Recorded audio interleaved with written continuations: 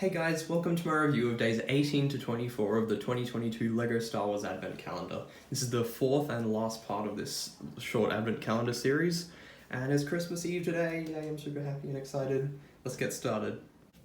For day 18 we have a Hoth Rebel turret, and this one's pretty good. I like it. They used the 3x3 tile circular on top and a triangular plate for the bottom there, and you can just spin that around. It's just attached like that.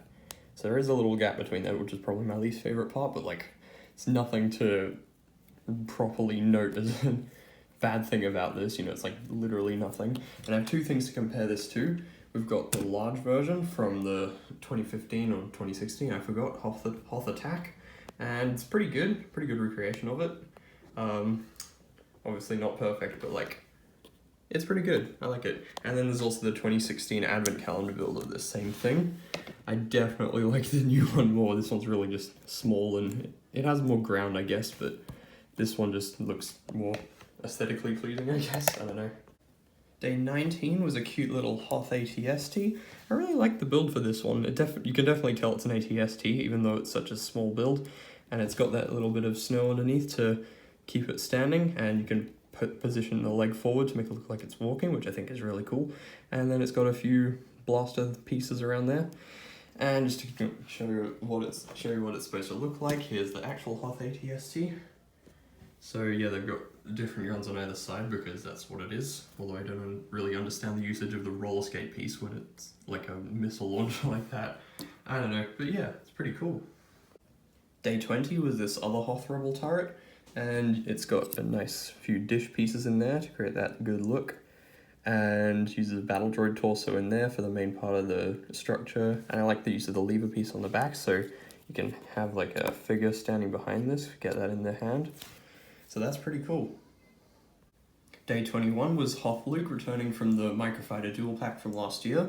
And although I already have that pack, it's nice for him to come in a set that's not a Microfighter, so one of our first at least Microfighter exclusive figures is now no longer Microfighter exclusive. And he definitely fits the theme of the Advent Calendar too, being like a snow planet version of one of the main characters of Star Wars, so it's good to get another one, and for people who don't have one already, there you go. And of course we've got that beautiful face print there, with the white head and the faces actually printed onto it to make it look like he's got that kind of, I don't know what you call it, I forgot. And you can put the goggles on like there, but it looks really goofy. So I usually leave them up there.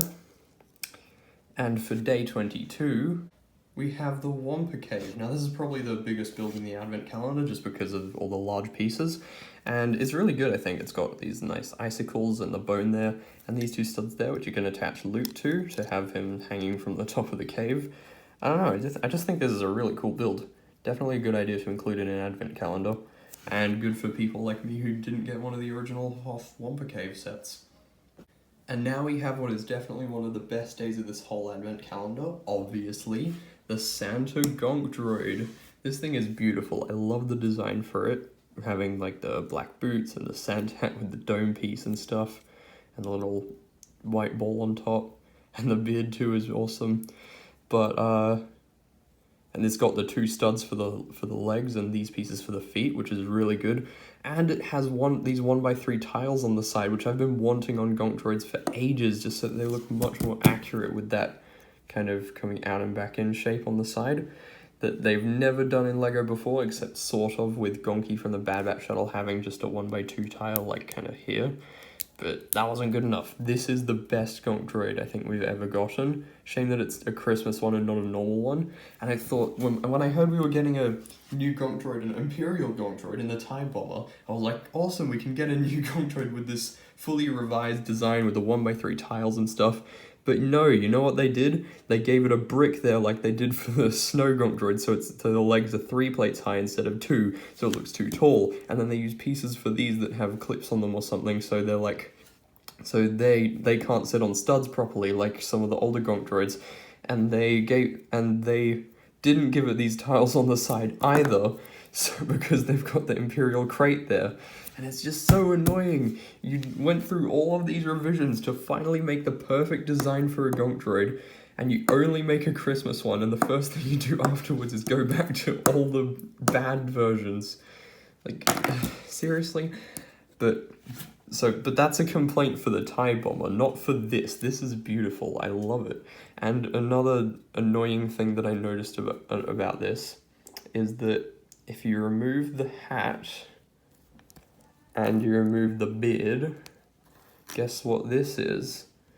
It's an Amogus Gonk droid. It's very sus.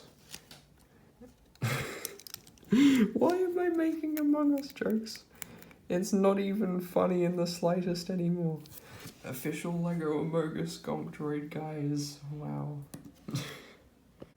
And of course, we finish off the advent calendar with the last Christmas figure, R2-D2. And this one I think is really good. I love the printing on the torso. And since I didn't get the trash compactor or the, what was the other set he came in? The Dagobah Jedi training. This is my first astromech with back printing, so it's really nice to have an astromech with back printing, even though it's a Christmas one. I'd really like to start getting the back printing in every R2 set though, so please Lego. And now we won't get an R4 with back printing, which is super annoying because they just did one, and we won't get an R4 with back printing unless they do like Obi-Wan's Interceptor next year or something.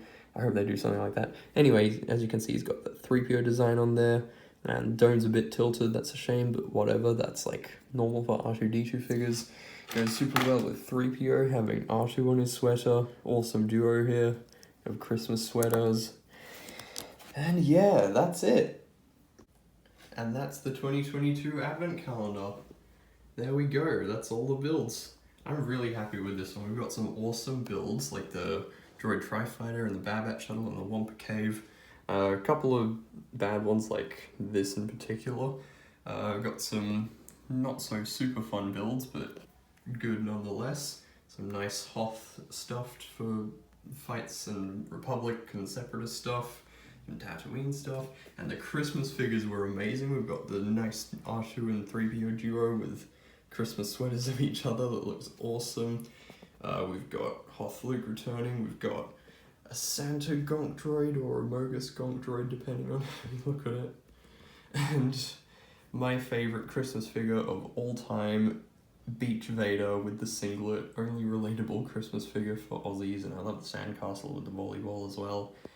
Awesome figures, awesome builds, couldn't be much better. With that said, if you enjoyed the video, please consider giving it a like and subscribing to my channel if you want to watch more videos like this. And thank you very much for watching. Merry Christmas, happy holidays, enjoyable solstice, whatever you want to say. Goodbye.